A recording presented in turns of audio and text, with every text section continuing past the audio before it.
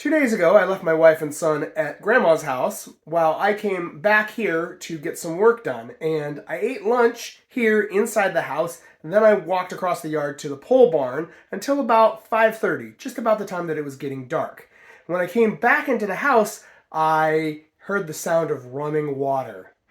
And I came in here into the laundry room, and you can see the aftermath right here where the stub out pipe right here is kind of exploded. There was just water gushing and flowing, but there's also this crack here, and it was just flowing like a garden hose on full blast. And I had this whole laundry room like full of water because the water couldn't get up and over the sill here. However, water was able to flow between, this is the outside, that's the siding on the outside of the house, and the water was able to flow out between the siding and there's a crack down there. And you can see how that water flowed out of there and made a river that melted the snow out into my backyard here. There's my JCB skid steer, there's the pole barn, there's the river that was caused from the water melt, and here is the access hatch to my basement. There's my Crocs for going under the house. And this is the rest of my outfit. You can see I've already been under there a time or two. I don't know if you guys can see the puddles, but basically there's mud, probably 3 inches of mud, and there was 4 inches of water on top of the 3 inches of mud. So luckily I've got the vapor barrier to crawl on top of, so I'm not just straight crawling in the mud. It's a lot better, but it sure ain't pleasant. Let's get under there. It's all mud. That's what I'm crawling around in down here. Trying to keep my hands on top of the plastic vapor barrier. My knees are sinking in. Here's the master water shutoff. That rod right there is meant to go through the foundation and to a handle on the outside so you can turn the water off from outside the house, but they cut the handle off and built a porch over it. So the only way to access it is to crawl 40 feet the length of the house through this mud and grime, through the mud and the blood and the beer. So this is the stub out where the hot water used to come from, and it's got a very small leak still because I couldn't get this piece off without cutting a slit in it, and cutting a slit with the Sawzall also cut into the threads of this steel iron bar. Now that is 1/2 inch copper, but there's a adapter here and a bunch of crap, and it was just easiest to cap it at the end. But this was the biggest struggle of the whole emergency, and directly under that you can see what it's like working here, and this is, I'd say, about half the water's gone. So when I was first here, it was, 6 inches of water that my knees and my hands were sinking into. Now it's, 40 degrees, 45 degrees here into the house, so it's not warm, but it's not as cold as the snow outside. Down here is the stub out for the cold water. I was able to cap this with a PVC cap, and it's not dripping. So these two pipes here are PVC, not CPVC, just regular old PVC that goes out through that punch out in the foundation, and that goes into the laundry room.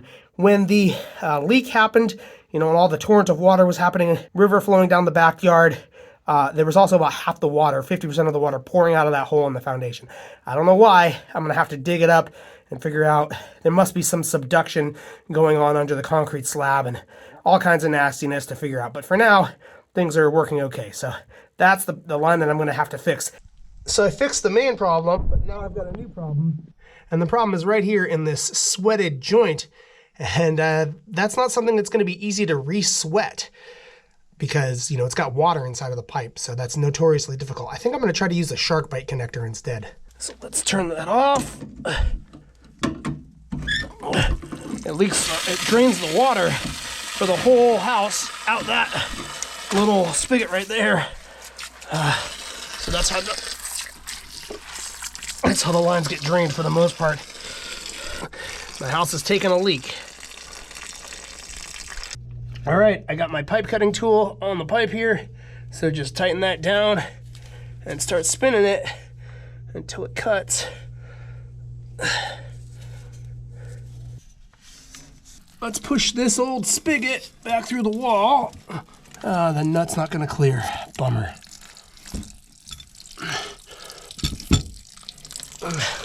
Once again, my house is taking a leak. If I pull the spigot here from the outside, I think, yeah, it comes right out. This mostly seems to be okay, but there was some evidence of water, little droplets of water underneath it, and since I'm here and since I'm already cutting the pipe, I might as well replace it or upgrade it, whatever you want to call this, with a new one. I put that new shark bite connection there and a new hose bib, and it is not leaking any longer. I've got this 3mm plastic seating, 3 feet by 50 feet right there. And what I'm doing is I've got this roll of duct tape and the seam, well, I should say the open cut end is folded up right here. So I'm just gonna completely wrap this duct tape around like so and effectively make a tube out of this. Just like that. Fold the duct tape over. Now combined with that blower fan, I've got a way to exhaust air from under the basement. Got the fan there, and I've spread out the tail so that as I walk in there, the tail will self-align underneath the house. Okay, so we're at the far back corner under the crawl space here. I got the fan unit with the plug here inside the tub. It is the 6th of January today, and since the pipes burst, there have only been 4 days of relatively low humidity, like below 75% humidity. Today it's like 64%, something like that. And yeah, you can't dry a basement out or a crawl space when it's 95% humidity. So I've only been able to run this fan for about 4 days straight. And today is going to be the last day. It's going to jump back up to high humidity tomorrow. So let's get in there and see what's going on. All right, so I've still got mud and puddles and some of the low-lying depressions here on the plastic, but all in all, I can feel that the dirt, the mud, is less squishy. So quite a bit of that water has settled through, percolated through the soil and is no longer quite so wet. So it's time for me to pull all this, vapor barrier out of here. I'm starting to pull back the plastic here at the front of the house, and look, there is like a rat's nest or a mouse nest, and that's going to be all saturated with water. Pretty gross. Well, there's 1/4 of the old vapor barrier pulled out. Let's go do the rest. Well, the good news is that my shark bite connection here is not leaking at all. That's doing perfectly, but it is dripping. It's coming from right there where it's dripping from. I brought a handful of this mud from under the house so I could show you guys what I'm dealing with. This is straight up clay. Like, this is from pottery class as a kid. I could throw this on a wheel and make a pot out of it. You guys ever heard of liquefaction?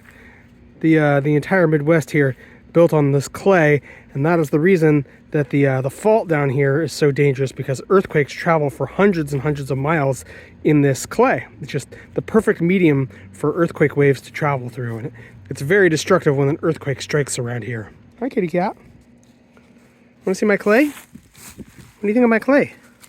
Oh, you don't care, huh? Okay.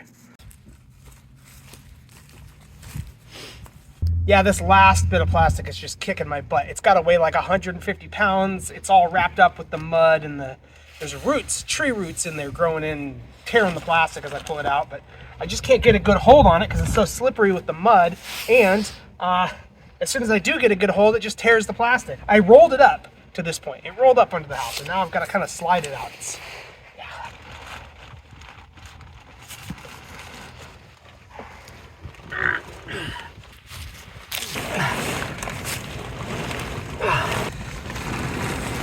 There we go.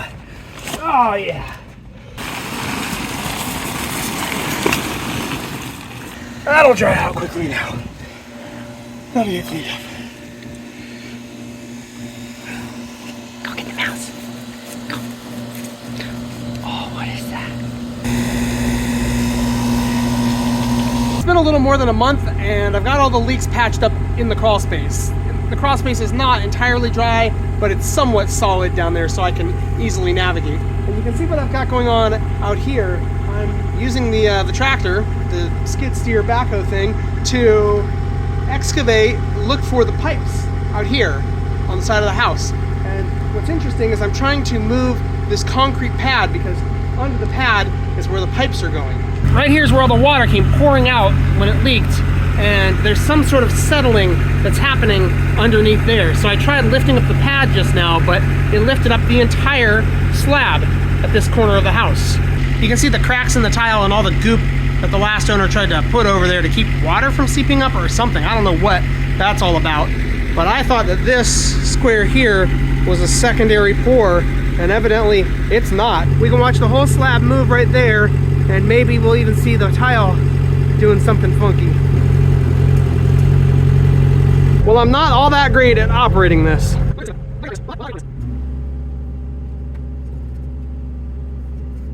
All right, it's the next day. You can see I did a lot of hand digging to get up under the foundation there so that I could run this 3/4 inch PEX line. There's 250 feet of it, and that's going to go right up inside that hole. 2 lines, actually. This is just the first one. Hot and cold to supply the laundry. I forgot to mention that there's a 98% chance of rain tomorrow, so I've got to get this whole pile pushed back into the hole here because that's my downspout, and I don't want to be filling all the rain from the roof right into this hole here. That would be a disaster. So I better get cooking. We've got all 3 lines. That would be a cold water line going to that coil, which is going to go all the way over there to the pole barn eventually. And then these 2 other lines are buried under like an inch right there. Just buried them with a shovel, and they pop out right there, which, as you can see, goes into the house. These worn out old tires have gone flat, you guys can see. So I gotta pump those up before I start pushing that dirt back into the hole.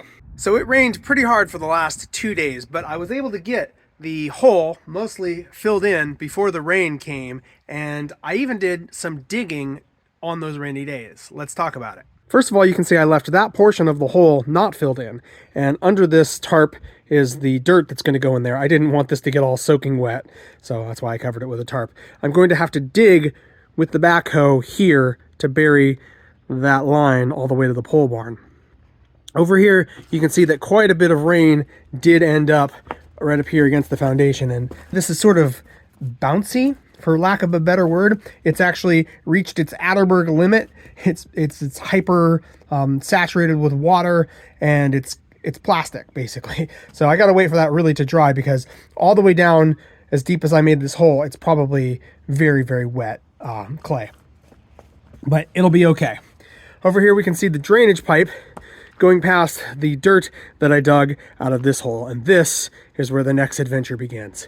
We can see the 2-inch pipe that came out of the wall there. That was the drain for the washer dryer, and then it gets into this 4-inch pipe, and this is what the plans for the septic system on file with the county say is happening. So this is fantastic news, because I can tie into the sewer. Basically, I can put the toilet flange down right into this 4-inch, so all I got to do is run some 4-inch line from here to there. So time to trace this 4-inch line now down the yard. So past the mud puddle covered in ice, and let's start digging.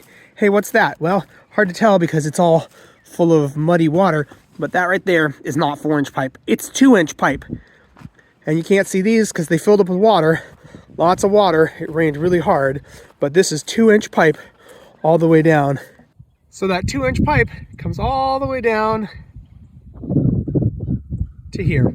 And you can see it just terminates and drains the laundry water here into the very back of my property. So yeah, I dug all of these pits by hand to try and find where the pipe was going. You guys see this length of pipe? I just pulled this out of the trench here that goes to the house, and it went right up to here. You can see that impression in the dirt. So no wonder I was mistaken. I think I dug my little exploratory hole like right here. So I just barely missed this corner. And as you can see, I damaged it with the excavator, but there's a 45-degree line, and then it goes over here, down over there to the main sewer line. There's a whole swath of this country, mostly the rural South, where there are no permits that you need to pull. There's still technically code that applies, I think, but you can basically build whatever you want, except when it comes to your septic system. So the county septic inspector was just out here, and she gave me the go-ahead for this trench.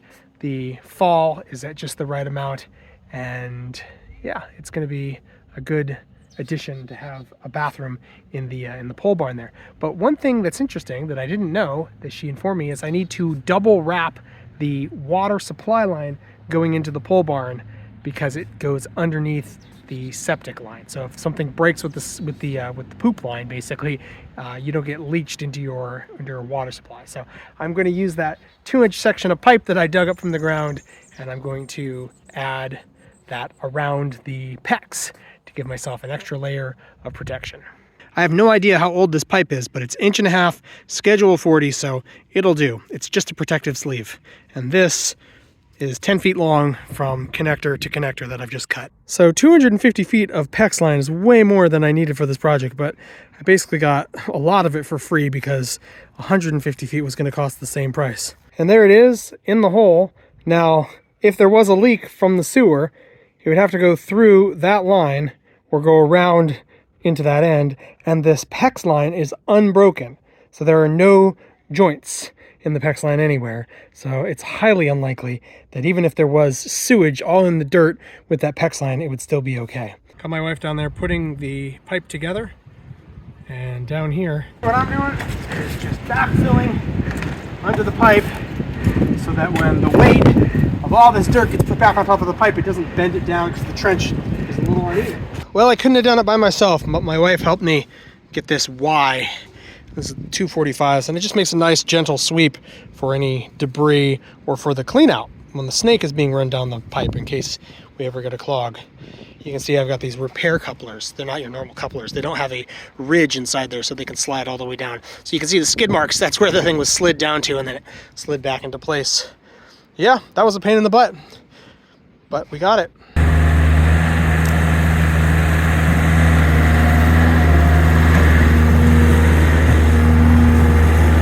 There's where my wheels are digging into this soft soil when I'm trying to fill up the ditch. So as the tractor digs in, it leans back, which lifts the blade up higher, which makes it harder. So I'm having to both drop the blade and move forward, and it's, you know, the controls, it makes it real tricky. It'd be nicer if I had the tracked version of this machine, but that's a $75,000 purchase.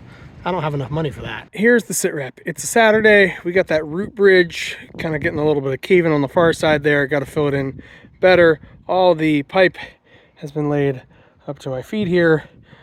That's been glued on. And we got to put this big pile into the ditch there with the tractor in a few minutes. But meanwhile, I'm digging here underneath the pole barn, and you can see I've run into an enormous root.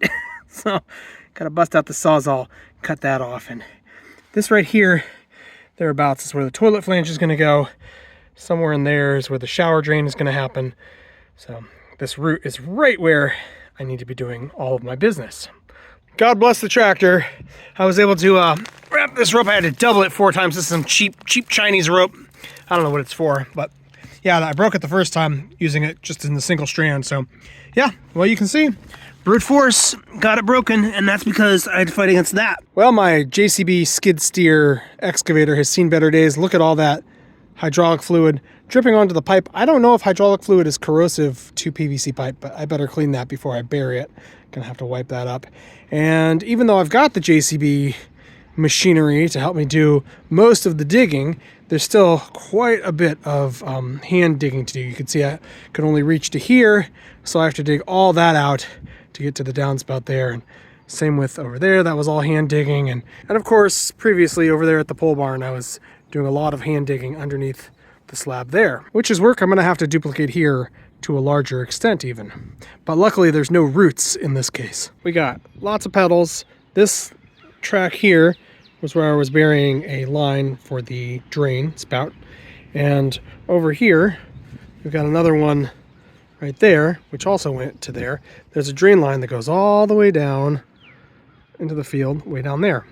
This line here, which was the main line, that was the sewer line that we tied in right down there, and that is currently open at the end. So let's go talk about it up there. This is my half-assed attempt to keep the rain out of this hole, but the rain builds up and then it drains into my septic system, which is not good. But because the bag's there, it doesn't shock it.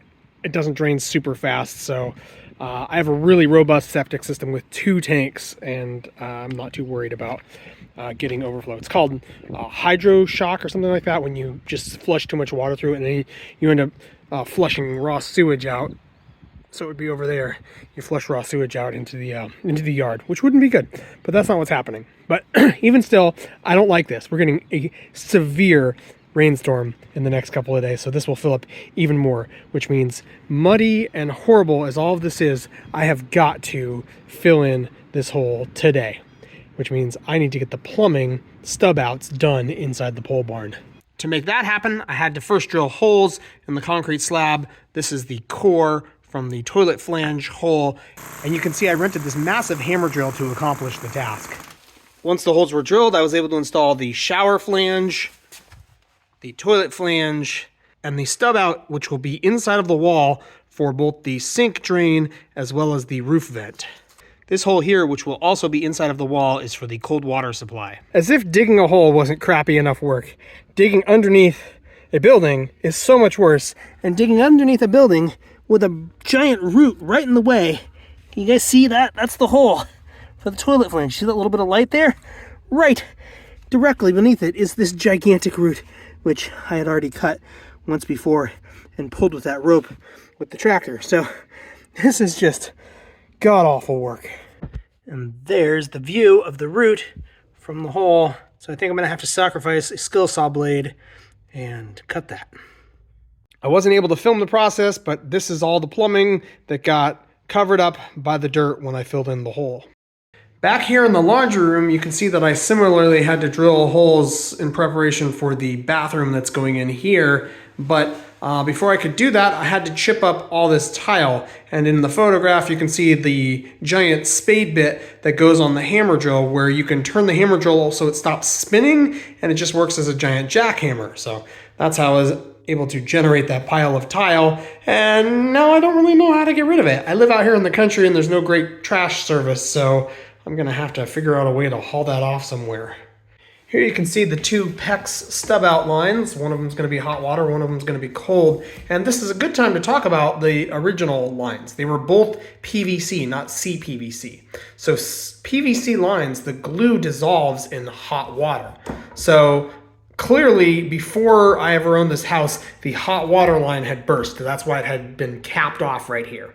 And when that happened, it probably was, maybe leaking for maybe a day or something, a long time. And that caused the subduction here, which led to the crack in the concrete. So when you previously saw me lifting up that corner with the tractor and getting that to move, what was happening is it was flexing, hinging right here at this gigantic crack in the slab. So underneath here is going to be kind of a void, which is going to go right into the wall there, into the foundation wall, where the lines, those 2 PVC lines, poke in, through that punched out hole in the CMU foundation that we were looking at from under the house. So if I really wanted to fix something and just go all out, I would be cutting out this concrete and filling that in underneath. But this is structural enough that I'm not too worried about it. I'm going to obviously put some leveling concrete in here and then use some vinyl tile. So it can flex a little bit. If the floor moves a little bit, the vinyl tile won't be damaged. I will not be using hard tile again, which will just register by breaking. It will register that same crack. And of course, the other major flaw here from the original person who made this is the fact that that is the siding and those 2 lines were not insulated. And it got to the pipes, 32 degrees, and they froze. So we currently have 1, 2, 3 downspouts, which cover the entire roof of the house. And that's draining down this line, that line, and this line that comes right down here to the 4-inch outlet, which makes a puddle. And then that right there in the corner is that buried line that used to be the septic line for the washer dryer. I think that's all they ever emptied down that line. So it's a 1.5-inch line. And so as this puddle fills up, it drains down that line, which goes down there into the back end of my yard. And you can see I've got all this 4-inch pipe ready to dig this trench and bury that instead of the 1.5-inch line eventually. All right, so the rest of the drain pipe for the roof gutter drain off is installed in the trench. Let's get that thing filled in.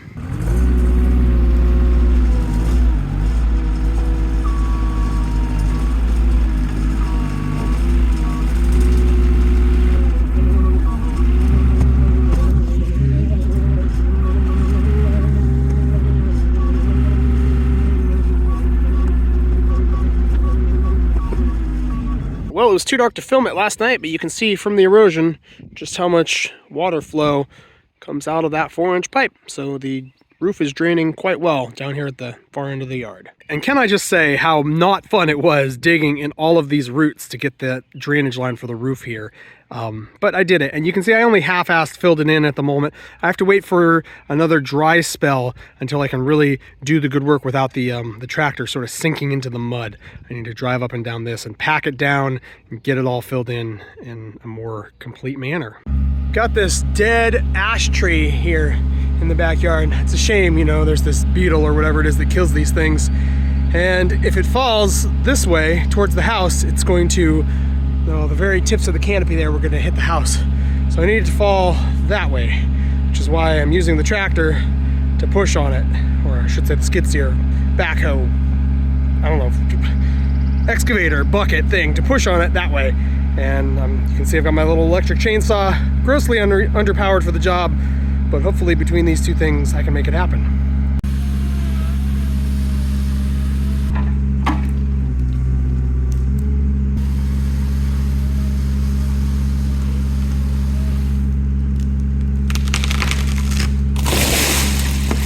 Some of the branches got cut into firewood. Most of them ended up down there on the burn pile. I think I'm gonna leave this pile of cut logs to just sort of cure in the sun here in the yard. I still need to chop up the rest of that log and turn it into firewood as well. I might be able to save some of it and use it as actual like project wood for like my bandsaw. I can resaw things on my bandsaw, but that's a lot of work and that's not a very thick tree. So I'm debating what to do with that section of the stump right there, but or I should say the log. But yeah, this stuff, all firewood.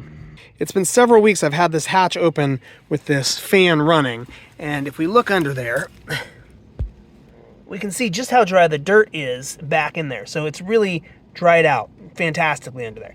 But look, right here at the entrance, it still looks kind of dark, kind of wet. And in fact, in this depression right here, a puddle forms when it rains.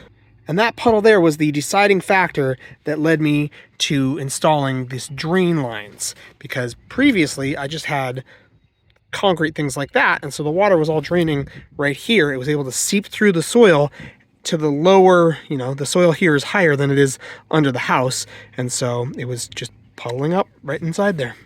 Well, there have been a few rainstorms since I've got this mostly filled in. You can see the, you know, wet patches where the puddles form, and all the water drips off the pole barn right here. So we have a significant portion of the pole barn roof draining to this section here, and if we look under, we can see it goes back quite a ways. So what I should do is just sweep this pile of riprap rock back over that and then have the same situation as everywhere else for the water to drain. But I'm thinking I might be burying a perforated pipe to help the drainage. I haven't made up my mind yet, so that's why I haven't done that yet. Now I do need to still dig a trench to get the water line, the cold water line in here, as well as a power line. So all this means that I have one more trench to dig, but there's three things going in that trench. First of all, there's the power line I just talked about from the pole barn to the slab. Second of all, there's the cold water line, which goes from right here, basically, you know, just kind of sticking out of the ground, and I got to finish that trench over there. And the third thing I need to bury in that trench is the Ethernet line, the internet to the pole barn. Currently, it's just sort of sitting on the ground here, and I'd like to bury it. So that's going to go 6 inches down in that trench, right at the top. Because if it's all the way down and right next to the power line, then the inductive magnetism can cause, you know, interference, which can mess up the internet. So burying it pretty shallow, because it's a, you know, not that critical of a line, that's the way to do it. So one more trench, three more things, let's get to it. After watching this video, what I'm trying to accomplish is probably about as clear as mud. So I've drawn a little diagram, and let me explain it all to you. First of all, this is the house. And this light here is the crawl space entrance to get under the house. Here's the little patio at the back. This would be the laundry room right here inside the house. This is a concrete slab where the trailer is parked, and you might have seen me park the JCB skid steer. There's a sonotube round concrete thing that had a basketball hoop mounted to it previously, and that's where I'm going to be mounting my Tesla charging station. This over here is the pole barn, and here's the main door, the front door to the pole barn. And then down over here is a septic tank. So the original septic line went from the house like so, and then down into the septic tank. What the addition for the laundry room did is it came out of the wall like this, then it 45'd to about there, then it came down like this and teed in. What I would have loved to have done is taken a line from the pole barn and tied it into here and saved myself some extra piping. But that wasn't possible because this line in this location where I would have had to tie into it sat too high up. It's not buried deeply enough, so the fall, the amount of slope, you know, for the water and the sewage and everything to run downhill from the pole barn isn't deep enough. So what I had to do is dig a trench 125 feet from the pole barn to the septic line. And that's what you guys saw me tying in there with a 45-degree angle, right like so.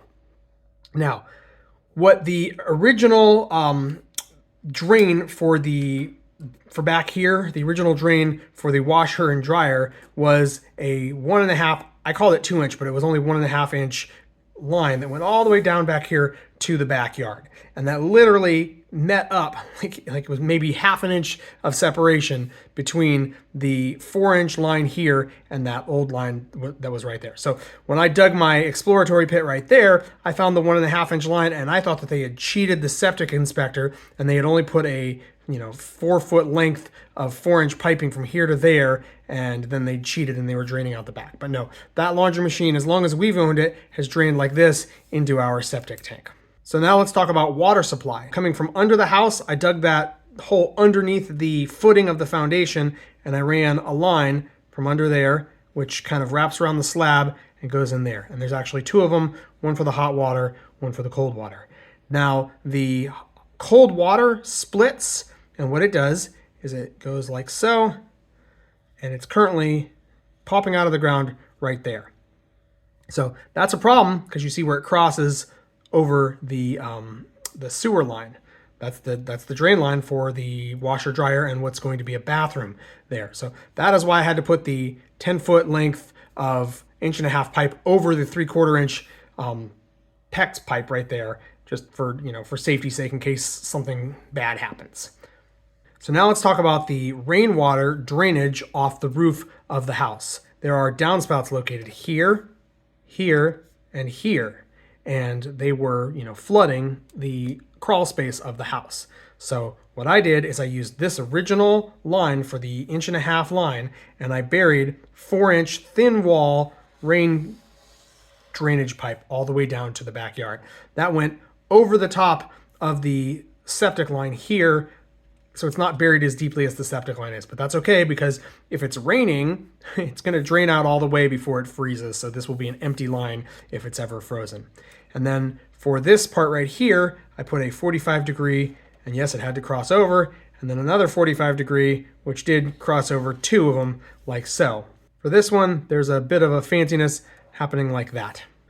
When I say that I'm thinking of putting perf pipe underneath the riprap at the edge of the pole barn, what I mean is that I would have perforated pipe all the way down here like so. Well, I'm not going to draw it in because it's not there, but it would go all the way down this wall, and then it would tee into this to drain out into the backyard as well, because there are settling issues with all that rainwater coming off the pole barn. So what do I have left to do? I need to put a power line to the slab so that I can charge the Tesla. So that's going to go from something like this. And I also need to finish running the cold water PEX line from the house to the pole barn. I could have already run this line and buried it in the same trench as this 4-inch sewer line, but having nice clean supply water going in the same trench as your dirty sewage water is a big no-no. So that's why it's getting its own trench, but there shouldn't be a problem sharing a trench with a power line. And the final thing I need to do is run a shallow 6-inch deep line for the internet cable to go all the way to the pole barn like so. You can see that from here to there, I need to dig a new trench. From here to there, I've already filled that back in, but because it's only 6 inches deep, I will dig a very shallow trench with the shovel, and that will be the end of the dirt work for me. All right, the hand trench has been dug. The internet cable here going inside of that conduit down the hand trench. I got to fill this in so I can drive the tractor over it. One interesting thing about this project is just the sheer amount of stuff that I've been digging up. I think this is some telephone line. It's got this copper jacket around it and like a bunch of little stranded lines there. So I don't know, it's really thick, really robust. And all of these pipes were all buried. Of course, I'm reusing this stuff. This was the old internet line and I'm burying the new internet line inside of it. The old internet line went roughly along the same path as the drainage line for the roof. And you can see that pole right there beside the tree in the distance.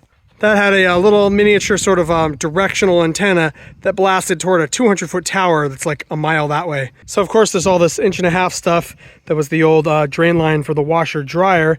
And this is the internet line that they were running. It's gonna be some sort of like Cat 5 type cable. I don't know. It's more burly than what I'm putting in. So I kind of wish I had some of this stuff, but looks pretty expensive, and I don't trust this now that I've been breaking and pulling on it. It's probably not too trustworthy. And then there's this black pipe. I have no idea what that did. It was just sort of sitting by itself, buried under the earth somewhere. So lots of history here on the property. Oh, also this random thing, which must have had some sort of a pole tether ball or something. I don't know. So yeah, just stick this in the dirt, give it a good pull, and it pretty effortful. Maybe I should just leave it buried. All right, the trench is being dug to a depth below the frost line, and the water supply line has been installed the entire length. So you can see right here in the middle at this funky bit of thing. I had to stack all this up here so that I could drive over it with the skid steer and not pop the tires of the skid steer on these threaded, all threads poking out of here. So yeah, there's gonna be a charging station and a car washing station thing that sits right here. So that is the tee out to supply the hose bib, which will go right here. Look everybody, I made a can. What's a cairn? A can is when you stack blocks like this, and there's like a little jungle at the top. All right, I need 70 feet of Romex. 10-3 Romex is so expensive, and they're locking it up because of the epidemic these days where people just walk right out of the store with stuff in their hands. We're going to repurpose and reuse the 1.5 inch PVC line that was previously the drain line for the washer dryer, and it's now going to be the conduit for the 220 volt Romex, which will be used for the Tesla charger right here. Got my internet conduit going strong. Let's fill this ditch in. Now, I think I made a mistake here. This is some PEX line that I was stubbing out, and the plan was I'm going to have this box right here, and in that box I was going to put a spigot. But that's very much not going to be freeze-proof. Those spigots are not freeze-proof at all. PEX can expand quite a bit, so this line itself probably wouldn't burst, but the fittings are rigid and they can freeze and burst. So not to mention the fact that the copper metal, handle thing, that's gonna burst in the freezing. And because this isn't attached to a house, there's no source of heat to keep it from freezing. So all we have is the ground, and there's a frost line down there, 18 inches here where I live. So I think I need to get a standalone solution. This is, a problem that has been solved for years, so there's gonna be products to buy, and I'm probably gonna have to dig this up, and that T connection there with the PEX, I'm gonna have to redo that. It's kind of funny, while I was digging right here, I found this old motorcycle kickstand. You can see this stuff here. This is some sort of an ivy, and this is what all of the roots were up against the pole barn. So digging here everywhere, it's a mat, like a 3-inch mat of roots. Clearly, the old ivy plant used to grow up this 50-year-old pole barn. So probably the people who sold it to me had just installed the riprap, and it does a good job keeping the ivy away from the edge of the pole barn. Looking at the kid's stamp here in the concrete, it was 2004 when the slab floor was poured into the pole barn.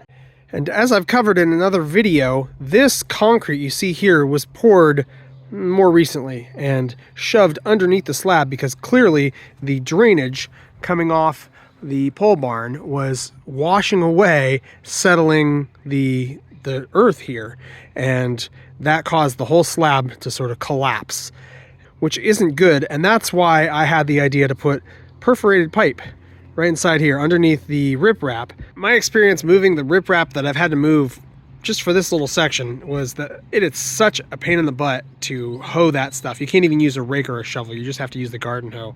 It's just extremely unpleasant. So a far easier solution is going to be to figure out how to get new gutters installed. There were gutters up there at some point, and I'm assuming that they failed because of all of the leaves and the pine needles from that tree over there. You can see back in the distance. It really does fill up. So, but still, I think gutters are the better solution here. Well, that's good enough for now. There's a rainstorm, big rainstorm that's gonna hit in an hour or two, and it's sufficiently buttoned up so that it can withstand a lot of water. We got the riprap all installed, and so we should have no more problems. Once again, there was a low-key disaster that I was not able to get on camera because I was too busy dealing with it. Now, we just had a crazy rainstorm sweep through here, and those trees were blowing. I thought they were gonna fall over. I thought maybe this was a tornado. I didn't know what it was. See that maple seed stuck to the screen? Look, it's basically at the height of the awning of over the roof. So that's just how hard the wind was blowing, and it was also crazy downpour. So this puddle filled up over the tops of the pipes, and I almost had the plumbing complete. You can see I've got, this is going to be the vent as well as the drain line for the sink and the washer dryer, and well, just the washer. The dryer doesn't have a drain. And over here you can see I have the 45-degree angle ready to go over here to the shower. So all I had to do was put that piece of PVC in. Maybe 15 minutes more of work and I was going to be done. And then the rain hit. Oh, such inconvenient timing. It wasn't supposed to get here till 5. The rainstorm was 2 hours early. So you can tell by the debris that's washed down inside of that little 45-degree elbow that basically I had puddle water running down into the septic system, which is a big no-no. We'll hydro shock the septic system and make it stink down there. So what I had to do in a panic was disconnect the downspout so that this line sat down in the puddle, and the puddle was able to drain out through that out into the backyard. Whoop, right down there where it's supposed to go. I used a bucket to get most of the water out of the pit yesterday morning, and it was getting nice and dry in there. And then, we had a little rainstorm this morning and it filled back up with water. I had to re-bucket it out, but you can see my little hole from my foot there is not filling up with water. So that is very promising. I just need to get this a little bit dry. It's gonna start pouring rain again tomorrow morning. So if I can get it dry enough to do the half hour of work and then fill it back in tonight, that's all I need to do. So let's get the fan on this thing. You can see the leaves moving, so there's a nice breeze blowing, and I think we can get this thing firm enough that I can get in there and do my work. Now the tractor is basically parked on snot. That mud is so slippery, so I think I'll be able to get some of the dirt in there using the excavator, maybe back up the tractor like 3 feet and just use the excavator function to slowly backfill that. And then just leave this here until all that dries and I can drive it back out. So I've had the fan running for several weeks now, and you can see in the far corner, so at the far end back there is the entrance to the crawl space here. And there's very little chance that much air was circulating up here. And yet you can still see the cracks in the clay from the drying. So it's dried out quite a bit. Time to put that fan to other uses.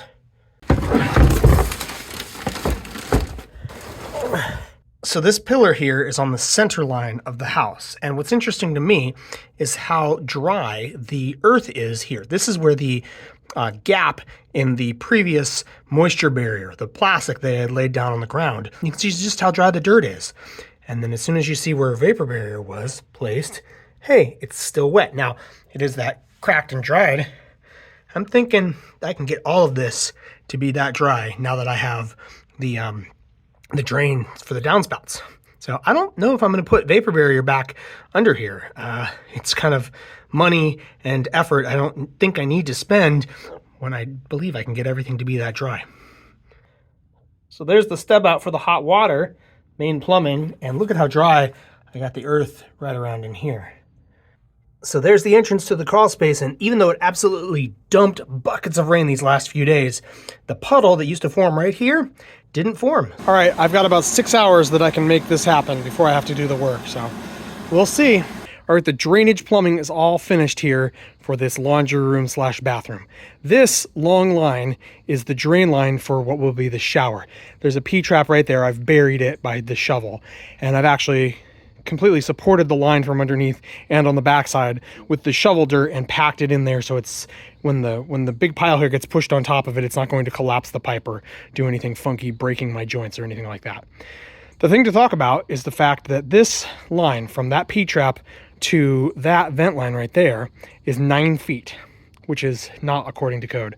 According to code, right about there at 5 feet, I need to have a vent line that goes up and over and meets with that vent there. 5 feet, and that avoids siphons. So code exists for a reason, but code is like a worst case scenario sort of thing. And you can get away with a lot of stuff that's not to code. Thankfully, I live out here in the country where there is no code inspections, nobody to tell me that I'm doing it wrong or make me do it right. So I'm sure that I can get away with 9 feet here because that's just a shower. So even if it's full blast, a 3/4 inch hose draining into a 2-inch line, that's a lot more volume that the 2-inch can handle. We're not going to create a siphon. Now, what could create a siphon is if we had a bathtub and we suddenly drained it all out with the bathtub. But there's no way that the bathtub is ever going to fit in that tiny little space back in that corner where the shower is going to go. So all that's ever going to be able to be drained there is really a shower. Now, what if somebody dumps like mop water, a mop bucket down there or something?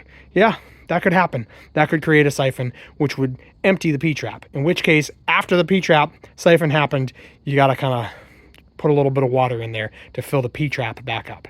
But I'm sure that having just that vent line there is gonna suffice and do everything that I need it to do. And it's a whole heck of a lot easier than trying to drill into the foundation like I did over here, notch out a notch and drill into the wall and then put some funky 90-degree thing in amongst the framing, weakening this whole structural corner of the house. And so it's just worth it to risk the possible siphon if somebody empties a mop bucket there. Well, you can see I've got it filled in, and this was packed down by stomping on it. And it was super wet, and I stomped on it every 4 inches or so, really packed that under the house. So the structure, the dirt is now back under the slab there, so we won't have any settling or anything going on. Now, the interesting thing is after all that's full, I still have a pit here, and there's a little bit of dirt sitting right there, maybe 6 inches or so. And I don't know if I push all that into there, if it's going to fill the hole or not, but that's something I got to get to when the earth gets a little more dry. I might have to just sort of skim all the dirt all around this area. But the project is now to a point where I can move indoors and actually renovate the space, get the laundry room and bathroom, made, because that's the whole point of doing all this dirt work was to get that made. So let's prioritize that. We can finish up with the dirt work in a month or two from now. Let's talk about the current state of disrepair for this JCB machine. There's a bit of slop wiggle in the joints on the bucket there. Maybe I need a new bucket, maybe I need to, I don't know, there's something going on there. And you can see I've got this piece of, junk old plywood that I've been throwing underneath it because it just leaks so much hydraulic fluid back here. It's just totally nasty, and I don't like that being dripped onto my dirt. So this is what I've started doing. So all of these cracked lines should be replaced. This front left tire here goes flat, within just a couple of hours. It's got a hole. I put a little arrow. There it is. There's the arrow I drew on there with a Sharpie. So down around the corner is the hole. It's here on top, so it's not in the sidewall, so that's fixable.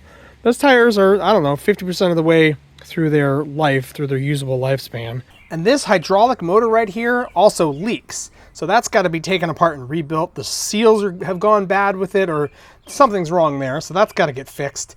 The thing hesitates to steer to the forward and to the left, back and to the right, I think it is. So there's something going on with the hydraulics that needs to be both diagnosed and then fixed. So there's just a lot of project here to fix this thing and get it running into tip-top shape, which is the way that I would want it if I was going to keep it. It is such a cool, unique machine here in America. There's nothing else like it. Nobody else makes a machine like this. You can't possibly get this much value for this low of cost. Like, you'd have to pay $50,000 for a skid steer and then another $50,000 for a mini excavator, if you can even find those for sale in these post-pandemic times, which they're really hard to come by. So to find this package was just incredible, and it's one of the best purchases I've ever made. Easily paid for itself. This project here that I was able to figure out as I went, like I was designing it as I was doing it and solving the problems. And, I couldn't have hired somebody to just come in here and take care of it because I didn't know exactly what needed to happen. So yeah, this is the best way that that things could have gone, and I am so happy that I bought this machine, but I don't think I need it anymore. Once I've got that trench dug for the power line to the Tesla charging station, I don't have any more dirt work to do on this property. I don't want to spend the time to fix this machine up when I have that amazing old motorhome project in the pole barn there to get to. And that's the whole point of all this. Putting a bathroom and getting plumbing into the pole barn was so that I could really, get to the work on the motorhome in earnest. I have to finish that insulation, and it's all about getting that shell of a building around the motorhome so I can bust into the motorhome. So yeah, I should stay focused. I should get rid of this thing now that it's served its purpose for me. On the off chance that somebody missed the last video about the motorhome, check it out. Link in the description. I did a whole bunch of driving around the United States to get gas tanks and Alcoa rims and all that. But yeah, the motorhome is the raison d'etre for the whole project, for the whole property, for all this. I needed to get out of the elements so that I could really do the work on the motorhome in the correct way. And that's why we're putting bathrooms in pole barns and renovating houses while we're at it. Tune in next time. We'll be doing the bathroom and laundry room renovation. Shouldn't be too bad. That's really in my wheelhouse. I used to work construction, so there's nothing new for me to learn there. And as soon as that's done, we're back here in the pole barn finishing the insulation so that I can keep the condensation from happening on the motorhome. And once that's done, yes, finally, we're back to work on the motorhome. These are my Patreon supporters. I love you guys. You're the reason that I keep making videos instead of just doing these projects in a vacuum. And honestly, you help me be motivated. I'm like, I get up in the morning and I need to do some work because there's people that expect me to deliver some entertainment, gosh darn it. So if you want to join their ranks, I would really appreciate it. Link in the description. Thank you so much for watching. See you in the next video. Bye.